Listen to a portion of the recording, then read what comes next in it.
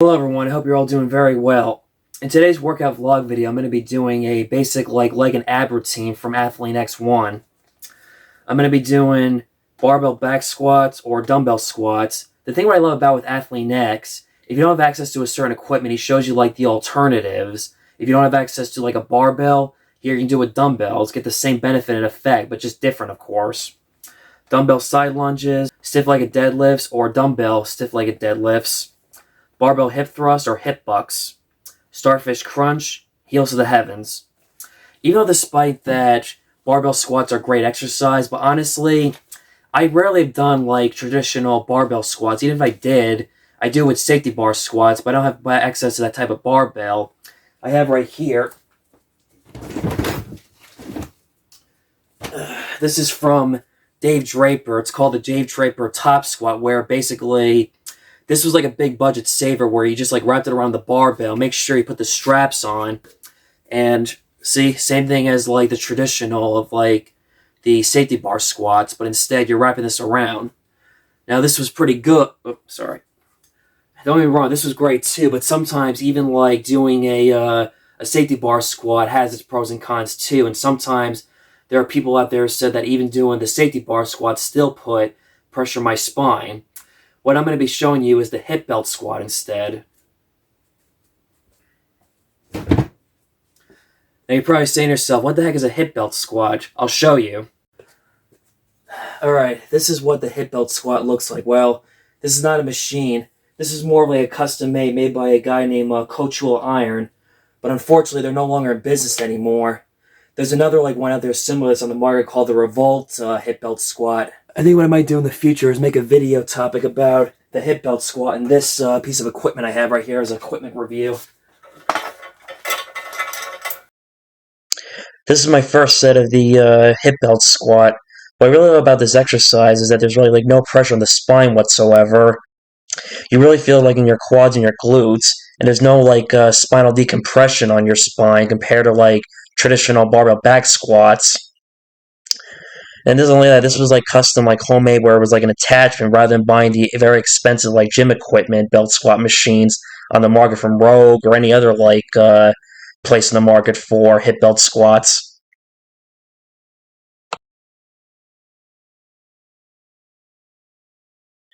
Right here, I did a Hex barbell stiff-legged deadlift. You probably don't see it, but I was using like squat wedges.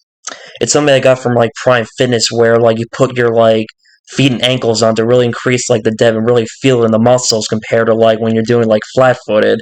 Not that either way is bad or anything, but if you're someone who's not like feeling any like your quads or hamstrings for like squats or deadlifts, the wedges are like really beneficial, can really like help you really feel it. And also you have like any like certain like ankle like mobility restrictions, this can help increase the depth of that. This is my second set. Sorry the camera angle is not the best, but hopefully you're getting the visual idea of like what I'm doing in the exercise as far as like doing the movement pattern. I think the hardest part too with this, like even though despite there's always the pros and cons like anything, this like attachment does have its pros and cons like anything else. The pro is, yes, cheap and expensive, didn't cost a lot. One of the cons was trying to like increase like making sure you had like the right height and also try to get that squat depth correction. Here's the second set I did for the stiff-legged deadlifts. What I did was I superset it with both the stiff-legged deadlift hex bar with the hip belt squat back to back. I think this is probably the better like way of like supersetting with squats and deadlifts compared if you did like traditional barbell movements, because this does not like put like any pressure on your spine when you're doing like the traditional like barbells of like barbell squats and barbell deadlifts. The way it was going for me right here in this set, I feel like I was doing more, but at the same time, I didn't want to like over fatigue myself or overdo it. Look at my facial expressions. I couldn't even like work out a Planet Fitness with that grunt. This was my final set right here. Sorry if you can't see my face with the title and the exercise in front of my face. Sometimes I wish like more commercial gyms had this type of machine. Well, except the only thing is they're probably very expensive compared to like other machines that they buy at the gym.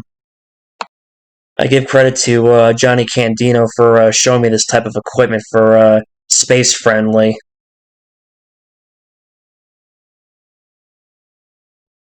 Here was my third and final set of the Hex Bar stiff-legged deadlifts. Like I said, with that grunt and that face, I couldn't work out in Planet Fitness. No disrespect to Planet Fitness. As I said before, I was using the squat wedges, which you probably can't really see on the bottom. I really liked using that in this workout for my stiff-legged deadlifts. You really felt in the hamstrings.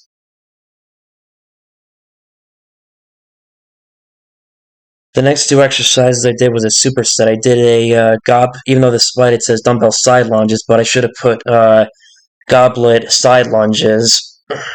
It really works your adductor muscles, and I also superset it with barbell hip thrusts to work the glutes. Watch a recording editing this. I don't look like I'm doing like it properly. I look like I'm doing like a wide squat. This exercise is not only just for girls. Men can do it too.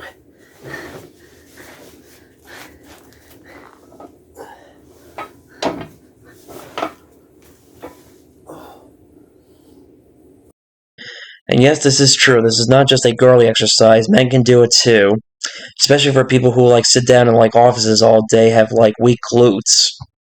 This exercise will really like wake up your glutes. Here's a Christopher Walken joke of Pulp Fiction. It'll wake up your ass. Probably not my best, but I tried.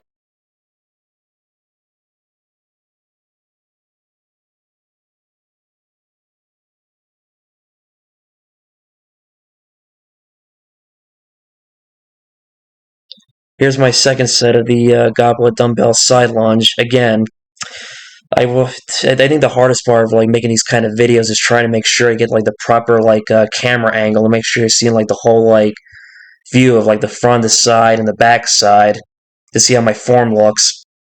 Oh man, I need to look like upright more right here. I gotta still look at the ground when I'm doing this kind of exercise and look up, not down. Gotta maintain that good posture.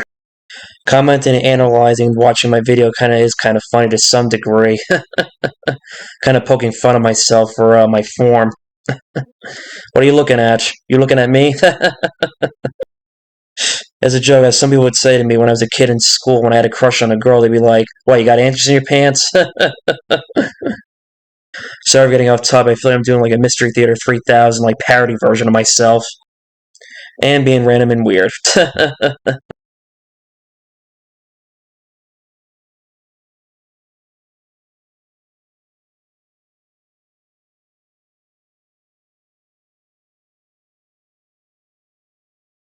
Even though I love doing this exercise, but the hardest part is like trying to do the setup and also trying to make sure. Well, sometimes because of like lack of like space in the area corner that I work out in my home gym basement, hard to set it up properly. And it's also like hard to find the right proper like sweet spot space of doing this exercise. Brett Contreras was one of my favorite fitness trainers I've watched on YouTube throughout the years, known as the Glute Guy. He did an exercise video demonstration explaining like the proper benefits and the proper form of this exercise and how that yes, you can go lift heavy with this exercise and still get benefit results without like risking of hurting yourself.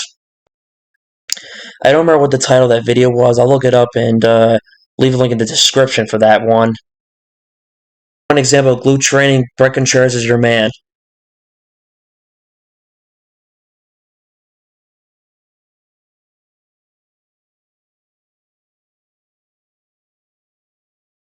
As much as I enjoy doing this recording, editing stuff, but it's a pain in the butt sometimes when you accidentally mess up. You have to re-record this audio again for like the third or fifth or the second time.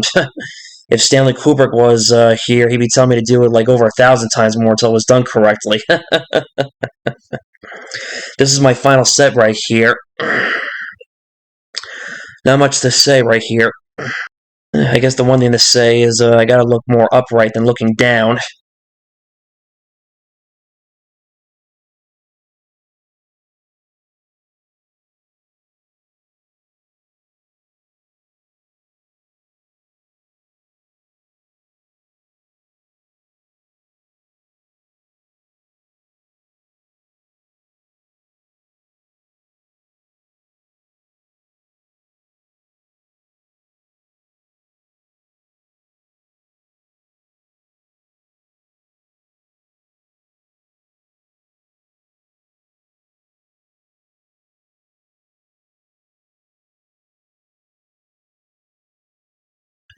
This was my final set here of the barbell hip thrusts. If you notice in like the previous set, I felt like an unbalanced even weight because I accidentally forgot to put the extra like 5 to 10 pounds on to make sure the weights were even. That's why you saw like the one barbell was higher, like where it was like a Jenga type effect, or kind of like those measurements up and down, the ones they use are like measuring money in a way.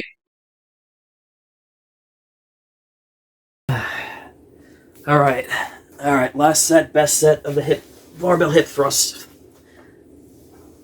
No comment on my final set.